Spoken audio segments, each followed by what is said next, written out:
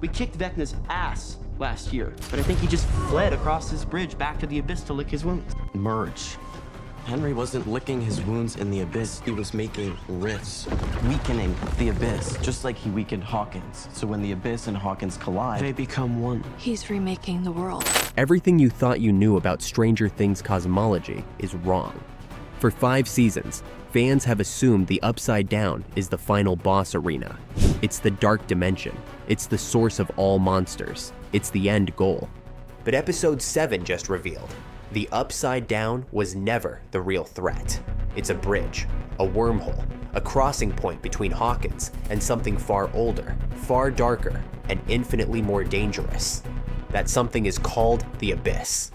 And if you understand D&D's Abyss plane, you understand exactly what Stranger Things has been building toward all along. The show just confirmed it's been using D&D cosmology as its blueprint the entire time.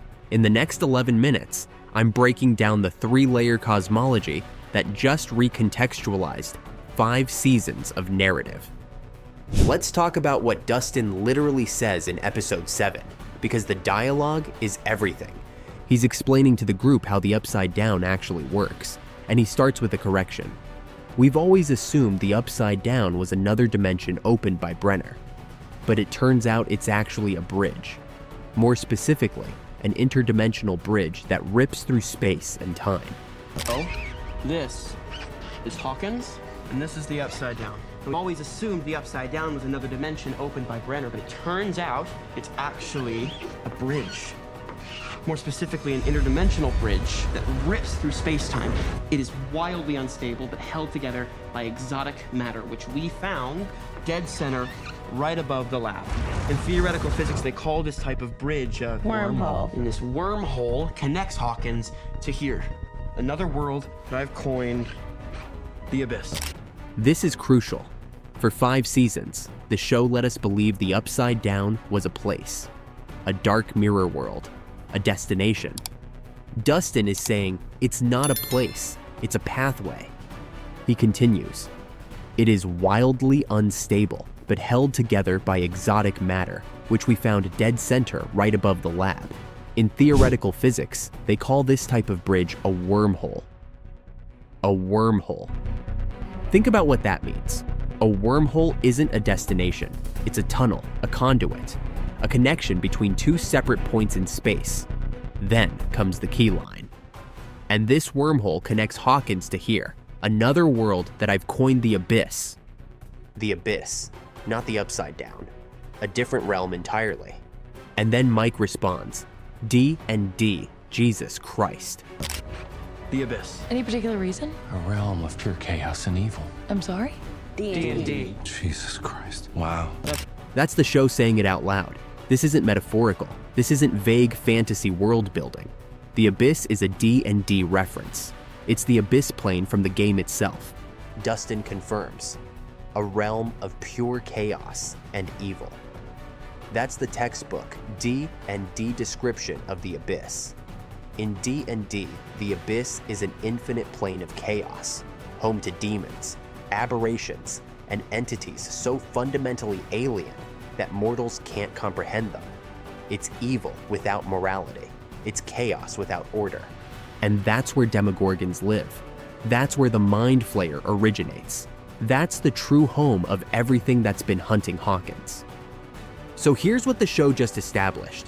There are 3 distinct layers to reality in Stranger Things. Layer 1, Earth. Hawkins, the material plane, normal reality. Layer 2, the Upside Down, the bridge, the wormhole. This is the space between worlds, held together by exotic matter. It's not stable. It's not hospitable. It exists only because of Brenner's forced psychic contact with the Abyss. Layer 3, the Abyss, the true realm, the source. This is where the monsters originate. This is chaos incarnate. Now, think about what this means for the narrative. For 5 seasons, the Upside Down felt like the darkest place in the show. It's toxic, it's filled with monsters, it's dying. But it's not the real threat, it's a symptom. The real threat is beyond the Upside Down. The Abyss is the disease. The Upside Down is the infection spreading from it. In D&D terms, this is brilliant cosmology. You have the material plane, Earth, the elemental / otherworldly plane, Upside Down, the abyss, true chaos realm.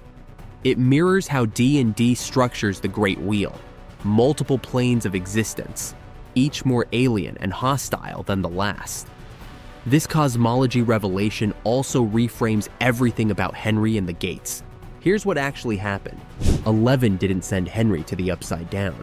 She sent him to the abyss. That's why he survived. That's why he's been able to hide for so long. That's why he's so powerful. Brenner forced 11 to make remote psychic contact with the abyss itself.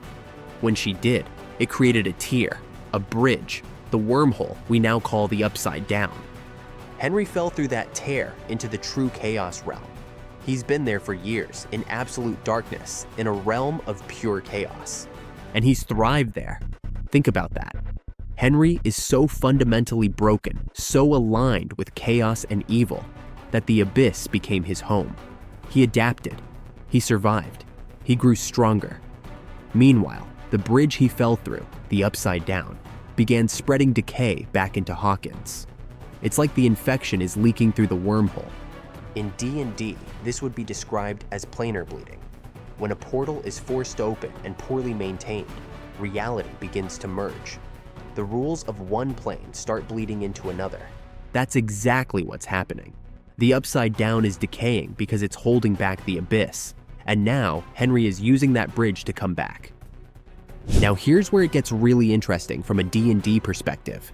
Dustin explicitly says, "I believe this abyss is the true home of the Demogorgons, the Vines, the Mind Flayer, all the nasty shit we found in the Upside Down." I believe this abyss is the true home of the Demogorgons, the Vines, the Mind Flayer, all the nasty shit we found in the Upside Down, and it's where all those years ago you banished Henry. So Demogorgons are native to the abyss, not the Upside Down. And in D&D, Demogorgon is a canonical demon lord. It's one of the most powerful beings in the abyss. It's the Prince of Demons. It has 2 heads. It's an iconic D&D monster. The show is directly using D&D monster taxonomy.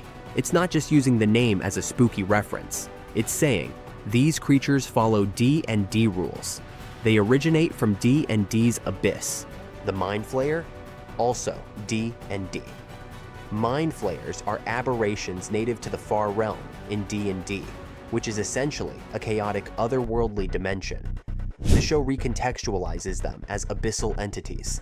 The vines, the spores, the infected zones, all of it originates from the abyss, spreads through the Upside Down, and contaminates Hawkins. This proves something crucial. The show has been using D&D monster mechanics and lore the entire time. We just didn't realize it until now. Every creature, every threat, every rule has been following D&D cosmology. The gates, the rifts, the tainted zones, it's all D&D planar mechanics applied to a TV show. So what's Vecna's actual endgame? He's not trying to conquer Hawkins. He's not trying to destroy it. He's trying to merge it with the abyss. Dustin. Henry wasn't licking his wounds in the abyss. He was making rifts, weakening the abyss just like he weakened Hawkins. So when the abyss and Hawkins collide, they become one. He's remaking the world. We kicked Vecna's ass last year, but I think he just fled across this bridge back to the abyss to lick his wounds. Merge. Henry wasn't licking his wounds in the abyss. He was making rifts, weakening the abyss, just like he weakened Hawkins. So when the abyss and Hawkins collide, They become one. He's remaking the world. This is an apotheosis ritual. Vecna is using 12 abducted children as vessels, magical conduits to amplify his power. As he channels through them, he's pulling the abyss closer and closer to Earth. Eventually, the wormhole will collapse. The barrier between the 2 planes will dissolve, and they'll merge into a new reality. A world that is part abyss, part Earth, all chaos and evil. It's genius from a D&D perspective. This is exactly how high-level D&D villains operate. They identify a planar weakness. They perform a ritual to destabilize the barrier. They use sacrificial vessels to amplify the spell. They merge realities according to their will. Vecna is acting like a god-level D&D villain. He's not fighting with swords and spells. He's rewriting the rules of reality itself. So how do you stop a god-level ritual? How do you fight when the very fabric of reality is being restructured? You exploit the mechanics of the ritual itself. The party's plan, Operation Beanstalk. The name is brilliant. In D&D, planes are often connected by world trees, vertical axes like Yggdrasil. The party is literally creating a beanstalk, a climbing path between merged worlds. Here's how it works. As Vecna draws the abyss closer, the radio tower, positioned above the lab at the center of everything, will poke through one of the dimensional rifts. 11 enters Vecna's mind from the upside-down lab, finds him in his twisted consciousness, and pauses his spell. This momentary pause halts the world merge. The radio tower, now protruding through a rift, becomes a literal climbing path into the abyss. The party climbs. They find Vecna. They stop him. They plant a bomb to destroy the exotic matter sphere. The bridge collapses. The abyss snaps back into place. It's a multi-phase dungeon encounter, mind combat, environmental ascension, boss fight, ritual destruction, pure D&D logic. Here's the broader point, Stranger Things. Season 5, Episode 7 just confirmed something fans have suspected for years. The show has been using D&D as its structural framework from the very beginning. The gates aren't magic, they're spells. The Upside Down isn't a dimension, it's a wormhole. The monsters aren't random creatures, they're D&D entities. Vecna's plan isn't a vague apocalypse, it's a planar merger ritual. Every rule, every mechanic, every threat has been following D&D cosmology and D&D spell logic. The show didn't just reference D&D in the early seasons. It embedded D&D's entire cosmological framework into its foundation. And it did it so seamlessly that most viewers didn't notice. Until episode 7, when Dustin spells it out, and Mike literally says, D&D Jesus Christ.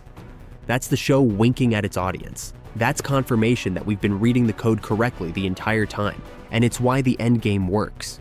Because everything follows D&D rules, the solution is also a D&D solution. A beanstalk, a climb, a final confrontation, a ritual destruction. If you're a D&D player, you probably gasped the moment Dustin said abyss. If you're a Stranger Things fan, you just learned that everything you've watched for 5 seasons has been D&D mechanics translated into narrative. Either way, Episode 7 is a masterclass in how to build a fictional world using game design as your architecture. The 3-layer cosmology, the planar mechanics, the ritual logic, the beanstalk. It's all D&D. And the finale is going to be a D&D encounter structured for television.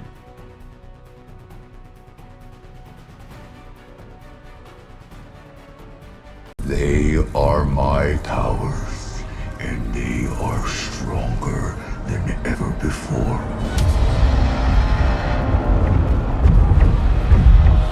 Much stronger.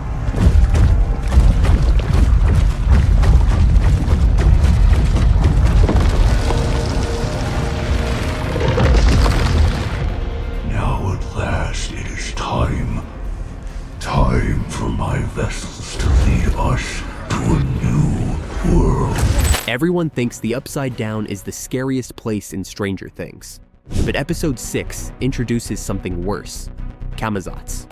Because Camazotz isn't random chaos. It's built, designed, curated.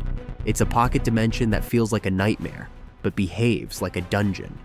And if you know one D&D concept, the demiplane spell, you instantly understand what Henry created, why one specific location terrifies him, and how Max and Holly escape without overpowering him.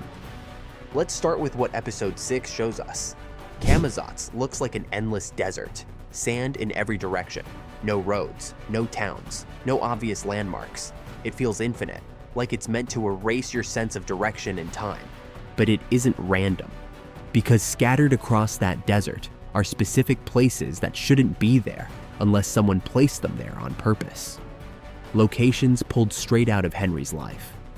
The library where he first met Holly, the woods where he was found after what happened to his family, and most importantly, the cave. That cave becomes the center of the entire escape attempt. And that's the first key point. Camazotz has structure. Dreams don't have consistent geography.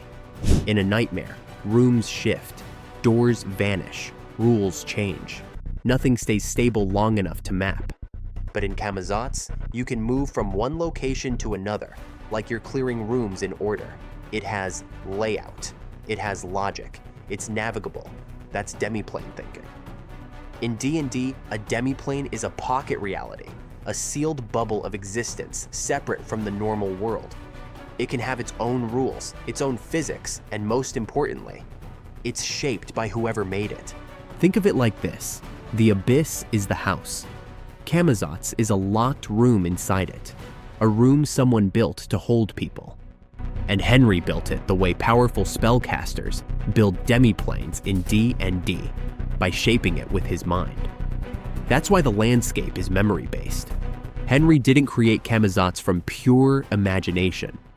He built it from the places that defined him, the memories he can control, the scenes he wants to replay, the parts of himself he can tolerate living inside. And he sells it to the kids as a sanctuary. He literally tells them, "This is my home, therefore it can be your home too." That isn't kindness, it's strategy. Because fear creates resistance. A terrified kid looks for exits. A terrified kid fights. A terrified kid drains your attention. But a kid who believes they're safe complies. So Henry doesn't trap them with bars and chains. He traps them with hope. He gives them the light, a story about a perfect world, a future where they're safe, special, and heroic. But it's a lie that's stronger than a lock, because it makes the prisoners participate in their own captivity. That's what makes Camazotz so nasty. It's not just a prison, it's a persuasion machine. Now here's where the design cracks, and this is the biggest key point in the whole episode. Every demiplane has a weakness, not because the creator is sloppy, but because the creator's mind is part of the structure. And minds have blind spots, trauma, avoidance, fear. Max starts to put the pieces together while they're trapped. She realizes Camazotz isn't built from their trauma alone. It's built around the moments where Henry stole them, the moments he can replay and control. But there's one thing Henry can't steal, his own mind, which means there should be one place inside Camazotz that Henry cannot comfortably confront, one location he'd rather never enter, one memory he can't rewrite, and that memory is the cave. In the flashback, the cave isn't just creepy. It's the moment Henry learns the worst truth possible about himself.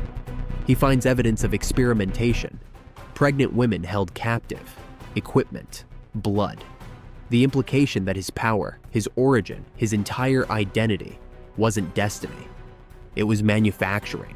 He's not chosen, he's engineered, a prototype, a weapon built by people with authority. That discovery is the foundational wound. It's the moment his self-myth collapses, and he never recovers from it. So when Henry builds Camazotz, he includes the cave in the realm, but he designs the entire world to orbit around avoiding it. The boss has a phobia baked into his own dungeon, and that changes everything, because it means Max and Holly don't need to beat Henry in a fight. They need to reach the one place his mind refuses to follow. But Camazotz is huge. The desert is endless. So how do you find the cave before Henry intercepts you? You use a map. And this is where the show gets quietly brilliant. The map isn't some random parchment lying around. It's Holly's toy, the figurine she's been carrying the entire time. When they look at it the right way, they notice the cap isn't just decoration. It's encoded, symbols, marks, a pattern. Holly realizes it first. The cap is a map Henry made when he was young. And when Max aligns that outline with the cave entrance, it matches perfectly. That's classic dungeon design logic. The dungeon contains the clue to escaping the dungeon, but the emotional twist is what matters more. The map comes from Henry's childhood. a piece of innocence that survived into the monster he became. It's like his younger self accidentally left behind a failsafe, and his older self can't erase it without confronting what he refuses to face. So Max and Holly move through Camazotz like a dungeon run. They pass through Henry's rooms, the library, the places where he promised safety, the locations where he manipulated, and finally, the cave. And here's the important mechanical rule the episode shows without spelling it out. Henry could end this instantly, but he doesn't. Not because he's weak, because he's constrained. Even in a demiplane, the creator is still bound by the structure they built. If Henry breaks the rules completely, he risks collapsing the entire realm, including the prison he relies on. So Max and Holly escape by understanding the system better than the person who made it. They don't overpower the god, they outplay the dungeon. And the deeper message underneath all of it is simple. Camazotz isn't only a physical trap, it's an emotional one. A locked prisoner fights. A hopeful prisoner complies. So the real escape isn't just finding the cave, it's rejecting the lie, choosing truth over comfort, choosing each other over the sanctuary Henry is selling. Henry's trauma built the prison. But Max and Holly's connection is what lets them walk into the dark room he can't enter. One last quick detail. The name, Camazotz. Camazotz is a deathbat deity tied to underworld mythology. The show didn't pick it for vibes. It's signaling what this place really is. Not just a spooky dreamscape, but an underworld pocket realm. A deliberate layer inside something bigger and older. So here's the full takeaway in plain terms. Camazotz functions like a demiplane. It has consistent geography. It's built from Henry's memories. It traps people with hope, not force. It has a psychological weakness, the cave. And it can be navigated and solved like a dungeon, using a map hidden in plain sight. And once you see that, Episode 7 stops being dimensional weirdness and starts looking like something much bigger. Reality being reshaped by a mind that builds worlds like spells.